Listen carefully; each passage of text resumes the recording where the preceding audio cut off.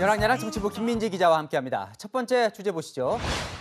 이거 민주당과 국민의힘은 늘 서로 다르게 주장하는데요. 이번엔 뭘까요? 네, 바로 민심입니다. 네, 이 대선 앞두고 추석 밥상 민심의 중요성은 여야가 더 잘 알 텐데 뭐라고 하던가요? 여야가 듣고 온 추석 민심이요. 이렇게나 달랐습니다. 국민 지원금으로 전통시장에서도 간만에 활기가 돌았습니다. 평소에도 이랬으면 좋겠다는 상인분들의 말씀에 코로나 상황에서 맞이한 두 번째 추석이었습니다. 만나는 분들마다 먹고 살기 힘든다는 탄식을 내뱉으셨고, 살기 좋아졌다는 여당과 살기 힘들다는 야당. 접한 민심이 다르니까요. 해석도 달랐습니다. 정권 교체를 해야 된다라고 하는 절박함이 그 어느 때보다 강했습니다. 민생 파탄의 책임은 문재인 정권의 무능 때문이라는 사실. 추석에 만난 국민 여러분들께서는 국민의힘 당이 야당이 돼서도 국기문란을 하고 있다, 이런 말씀을. 네. 만날 싸움만 하는 정치가 문제라는 민심도 들었다면 각자 좀 돌아볼 만도 한데요. 남 탓만 하는 여야 한 치의 예상도 벗어나질 않네요. 네, 맞습니다. 추석 연휴 기간에 진행된 문재인 대통령의 유엔 연설을 두고도 첨예하게 갈렸는데요. 지금 보시는 것처럼 국민의힘은 지난해 북한에 의해 피살된 서해 공무원에 대한 묵념으로 오늘 회의를 시작하면서 대통령의 종전선언 제안을 비판했고요. 여당은 그런 야당을 또 비판했습니다.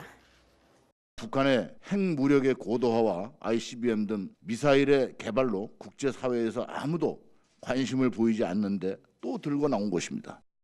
국민의힘은 평화쇼라도 제대로 해본 적이 있습니까? 당신들이야말로 어느 나라 대통령 후보입니까? 민심이 곧 천심인데 여야 모두 듣고 싶은 말만 듣고 온 것 같습니다. 네, 다음 주제 보겠습니다. 자, 미국을 함께 방문한 문재인 대통령과 BTS 모습인데요. 뭐가 역사적인 사건일까요? 네, 문재인 대통령이 미국 방문 일정을 마치고 귀국길에 오르면서 SNS에 글을 올렸는데요. 이 BTS가 UN 총회장을 무대로 퍼미션 투 댄스를 노래한 것은 역사적인 사건이었다면서 고마운 마음을 전했습니다. 이 대통령이 말한 그 공연 조회수가 1,500만 건이더라고요. 참 대단하죠. 그런데 이번 순방 때 BTS가 정말 많이 보이긴 하더라고요. 네, 대통령 외신 인터뷰까지 함께 했는데요. 어떤 일정들을 동행했는지 함께 보시죠.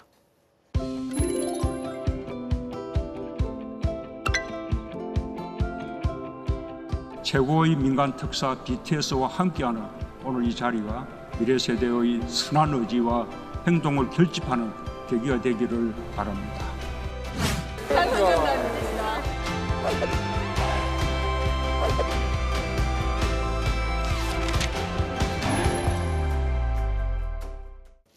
저야 볼 때마다 반갑긴 하지만 BTS를 정치적으로 좀 이용하는 것 아니냐, 이런 비판도 있더군요. 네, 실제로 관련 기사에는요.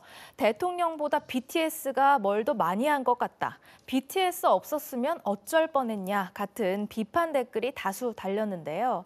논란이 일자 청와대는 BTS는 청와대가 아니라 유엔이 초청한 것이라고 해명했습니다.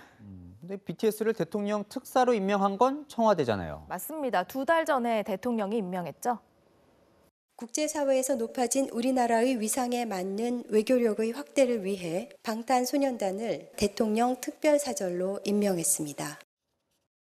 초청을 누가 했건 문 대통령이 이번 미국 방문 일정에서 BTS 특사 덕을 톡톡히 본 건 부인할 수 없을 것 같습니다. 네, 우리는 잃어버린 세대가 아니라 환영받는 세대라는 이 희망의 메시지도 참 멋졌죠. 여랑야랑이었습니다.